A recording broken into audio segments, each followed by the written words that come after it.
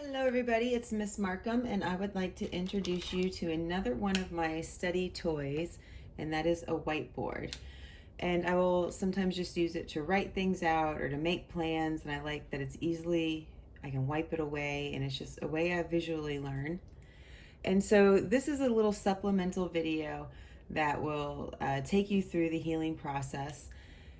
And it also subjects you to my terrible art. You would think as much as I like to play around with a whiteboard, I would be a better artist.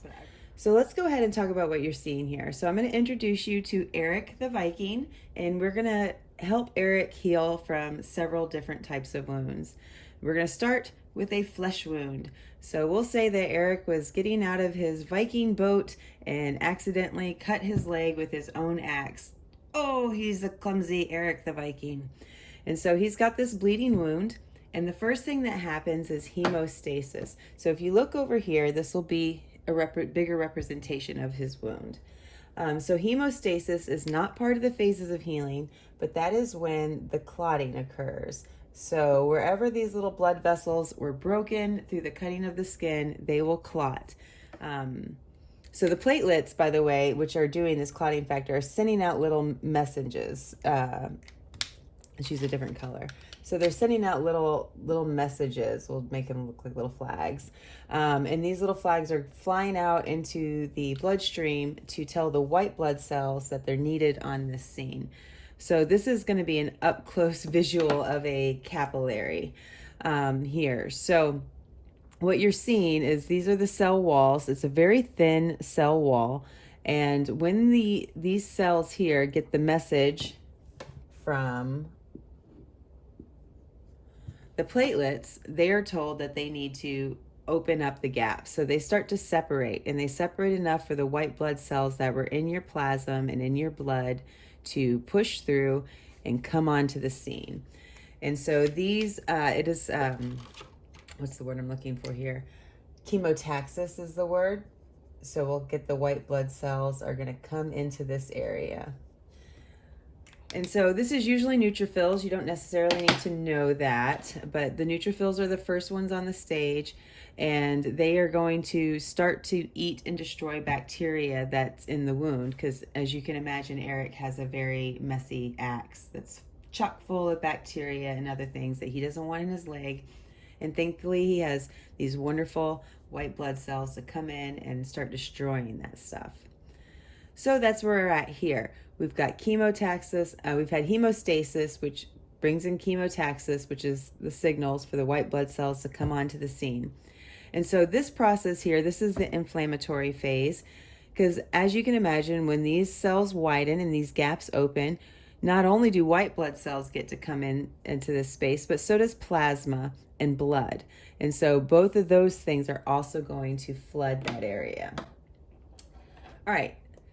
Next, what happens is we have fibroblasts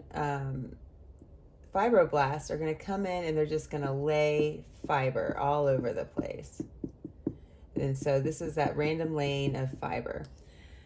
And once they do that, then comes in the granulation tissue. So that's that raw, beefy tissue. So here we're going to have cells just proliferating.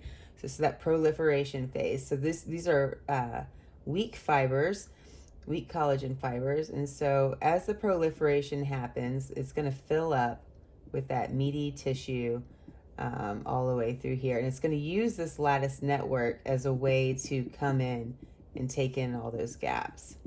So now we've got our hamburger meat portion of the healing. So because of this inflammation process, we know that all this extra fluid is going to come in here, and that's going to make this whole area swollen and red. So we're going to get more blood. It's going to look like it's at the surface of the skin, and it's just going to get a little puffy as well. So that's going to be our inflammation phase coming in. Another thing that happens during inflammation is that these neutrophils here are going to die off, and they're going to be replaced by macrophages. That's, you don't need to know that. They're all white blood cells, but they do have another shift change. And also angiogenesis is happening, so a bunch of new blood capillaries are going to get formed in this granulation tissue. So we got the scaffolding in here, and then these new blood vessels are also going to temporarily form through here. And so what these are going to do is it's going to allow all this nutrition and oxygen and all the good stuff in. So nutrition, oxygen in, and then you're going to have your venous network of capillaries that are going to be also widened. They're going to be going through this process as well. They get the same signal, so they open up, but they flow the opposite direction. So they're going to be pulling that inflammation out and taking that CO2 away. So that's how the inflammation also will resolve later on. So next up, we have the proliferation phase. In the proliferation phase, this vascularization of the tissue is going to begin to shut down. So a lot of these new blood vessels are going to be broken down and removed, and only leaving what would be a reasonable number of capillaries to move through that space. Also in this phase, the cleanup continues. So we're going to have those macrophages now, different white blood cells in here, continuing to eat and destroy bacteria and produce products. And so that's why you might see pus as well, because we're looking at the dead products of the wound healing process. So this also involves wound contracture. So the cells have come in and they're going to start to change this tissue. So it's going to be a gradual process. Obviously, they won't come in and just wipe it away and put in new stuff, but we're going to see new collagen lay down. So now we're looking at that appropriate collagen, that really strong collagen. And I'm not going to tell you whether it's type 1 or type 3, but if you don't know, go look it up, because it will come back to haunt you. So so go look it up if you don't know. So this new, stronger collagen is coming onto the scene, and now it's building a new lattice, and this is where movement matters, so that, say, if his scar won't adhere to his rectus femoris, we'll say, which is the muscle in his thigh. It's going to run down like this. So he's at risk of this scarring attaching to that muscle belly, and then he would have a pulling whenever he tried to activate it. So he's got to keep it moving so that the leg is moving, the muscle's moving, and it's able to move back and forth and not get adhesed.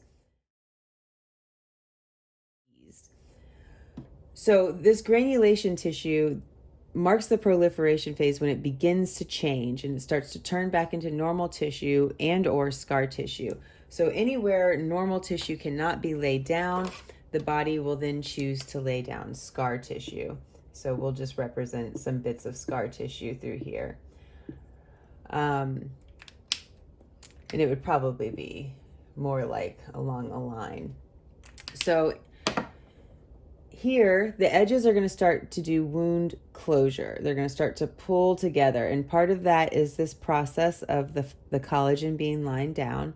And then as the new tissue begins to develop, it's going to start to move towards each other and start to close the gap, moving everything in. When you get to the top of the wound, it depends on how wide it is. So that's what we talked about, size and shape of the wound. So as we get up here, if this wound was close, then the epithelialization at the top, they would just grow together and it would be over. If there's a big gap there and it's just not possible, then they'll grow as far as they can, and then the remainder of that will be scar tissue. And so that's how Eric is going to heal from his flesh wound.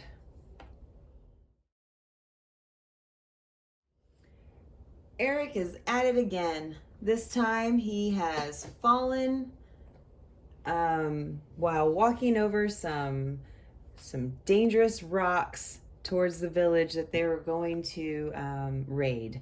And when he fell, he broke his femur. He just can't get a break. So he just got a break. Oh, all right. Anyway, so here we have Eric the Viking. Now he's just so klutzy and he has broken a bone. So how is Eric going to heal from the bone? So first thing you'll notice is this is going to represent his broken femur. And in the medullary canal, there is a blood vessel. Bones are have good blood flow. So just like anything else, the first thing that'll happen is hemostasis, and the blood clotting will be stopped. I'm sorry, the blood flow will be stopped by blood clotting. But there'll still be a lot of blood and everything that'll have gotten into this area. There'll be swelling and redness and all that. So after that happens, we have inflammation. So we're right back to where we were before.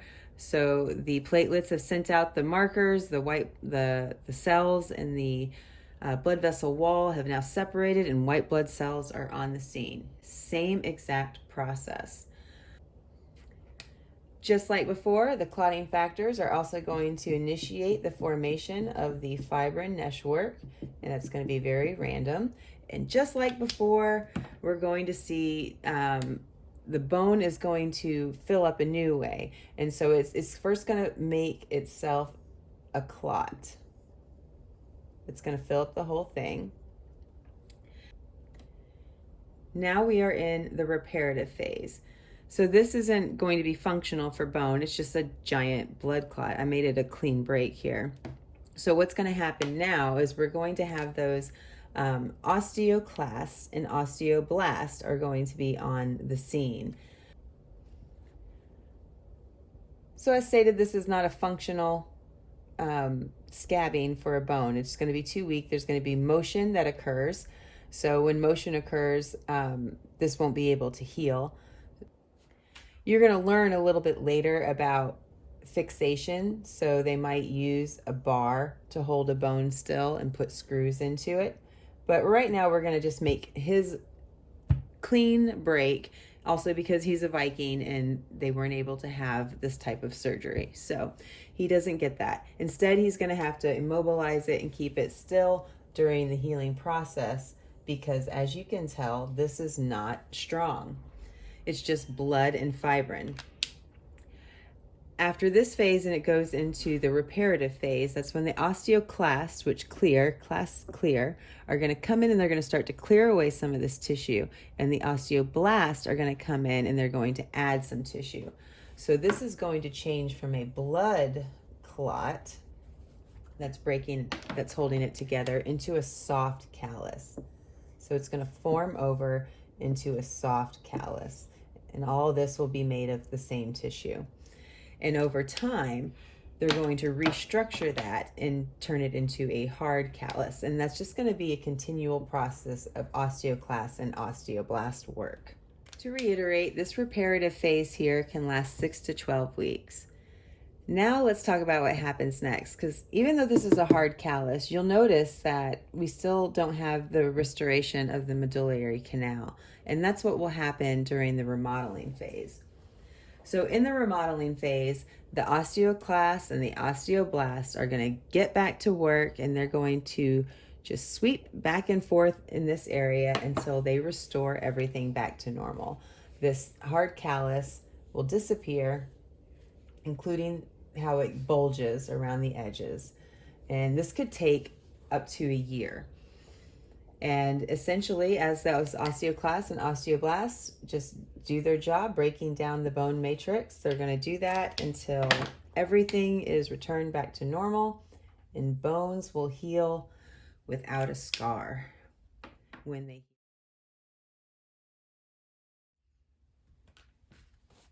Let's return to our Viking, and Eric has now found a giant chest of treasure, and he has picked it up and pulled a tendon in his shoulder from overloading. He was just too greedy, should have gotten help. So now let's talk about how Eric is going to heal from his tendon tear. So we're going to give him a partial tear. We'll say a grade 2. Remember, if it's a grade 3, tendons and ligaments will not find each other. They must surgically be repaired. So here we go. We have the same situation happening. First thing that's going to happen is there are some blood vessels that run through tendons. Not many though. So as we talked about in the PowerPoint, there's just not a lot of vascular flow here. But there will be some bleeding and clotting will occur. And so after hemostasis and the clotting occurs, we're going to see the inflammation process, just like before. But because there's not a lot of blood flow here, a lot of the inflammatory process is going to come from the tissues outside of the tendon. And that's the same with what's going to lay down that healing fibrin scaffolding. So these cells and everything are coming from outside the tendon for the most part. And so that means the fiber that they lay down is also coming from outside the tendon. So you can already see why tendons are more likely to get adhesions than other parts of the body. So this is something that will need to be addressed with movement later on.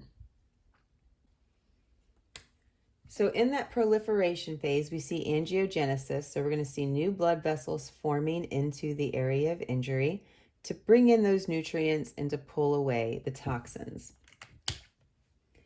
This is very weak. We're going to be looking at this tendon being weak for 2 to 3 weeks. And around 3 weeks is when the maturation process will begin. So that weak type 3 collagen is now going to be replaced with stronger type 1. And again, this can be random and disorderly as that collagen is replacing itself. So what we need to do is the fibers in the tendon line up with movement. And so these clearly do not. So this is the phase where we get them moving, and the contractions of the muscle are going to help because we are so much water, much like the river situation that I used to illustrate. But we are so much water, including our tendons, that with movement, we can get those little fibers to realign in a more functional pattern.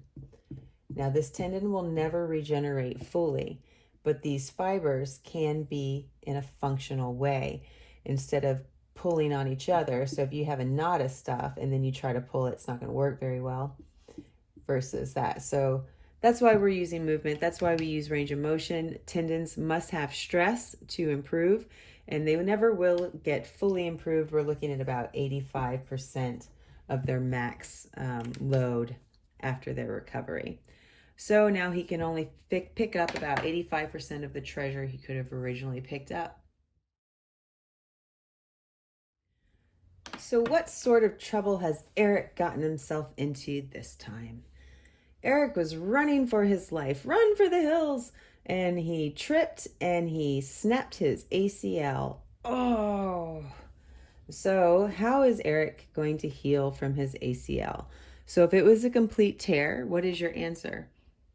It would be surgery followed by a recovery process. But we'll go ahead and in this situation, we'll make him a partial tear as well so we can just move forward. And I'm also going to talk about the difference between Eric tearing his ACL and his MCL. So let's say he's torn both in the process. Now, what I want you to notice is this is supposed to be the joint capsule in pink. It's essentially attached to the MCL, and the ACL is surrounded by the joint capsule. So when the MCL tears, we usually will also see the tearing of the joint capsule here, the synovium. So think about the clotting process. So we've got a tear in both of these. There is a blood source that runs through here, and the joint does get some blood, but this is not going to have very much vascularization at all. But what little blood vascularization there would be here, what do you think will happen when it begins to bleed, surrounded by all this fluid? The blood is just going to circle into this fluid as well, and it's just not going to clot well, if at all. And so this is just going to cause the joint to swell, with joint effusion. And so the capsule itself becomes more engorged with fluid, and it's mostly blood and things like that. So when the ACL tears, you're going to see quite a bit of swelling because it's harder to get it under control. When the MCL tears, you will also see this situation because it could rupture this capsule here and blood can go in this way. But we do have outside blood sources close to it that will allow it to heal easier. So this will clot faster and stop the bleeding faster. At this point, you should be very familiar with how the healing process works. Nothing changes. There will be the white blood cells will migrate into the area and they will clean up. And again, we're going to have fibrin being laid down, and then we're going to have that transform into type 1 collagen later on. And that's the whole process with ligaments as well. Let's finish up by talking about cartilage. Did Eric the Viking ever tell you about the time that he rescued his entire village by raiding another village? Well, he's going to tell you all about it because he's old now and he has arthritis. So we're going to look over here at his cartilage, and we're just going to damage this cartilage. So as I mentioned in the PowerPoint, cartilage is avascular, aneural, alymphatic. It doesn't have the support it needs to heal. But what you will notice is bones do. So the bone has the blood supply, and the bone will give the cartilage what it can. So it will try to help heal damaged cartilage, but we don't heal our cartilage well after adolescence. So what's probably going to happen instead is the blood will come in and bring in the fibrin and the other to bring in the collagen, and that collagen will never regenerate into new cartilage. So instead, where there's damage, you'll just get scar tissue. And when there's scar tissue on one end of the joint, that's going to rub in areas on the other side of the joint and cause further degeneration. And that's just a little bit about cartilage. So there you have it. I hope you've enjoyed Eric taking you through his journey of recovery. And I've provided other supplemental videos that are much better than my drawings. But this is just, again, one of the ways that I like to learn. I'll use this to write out anything that I want to work on, even if it's just learning how to spell words that are hard for me to learn how to spell. I will use this. It's also a good way for me to answer questions. If people ask me, how long would it be before I would allow active contraction for a tendon? I would be like 3 weeks, because writing helps me learn. So maybe this will be a useful tool for you as well. Maybe it won't be, but I hope you enjoyed the video and you learned something.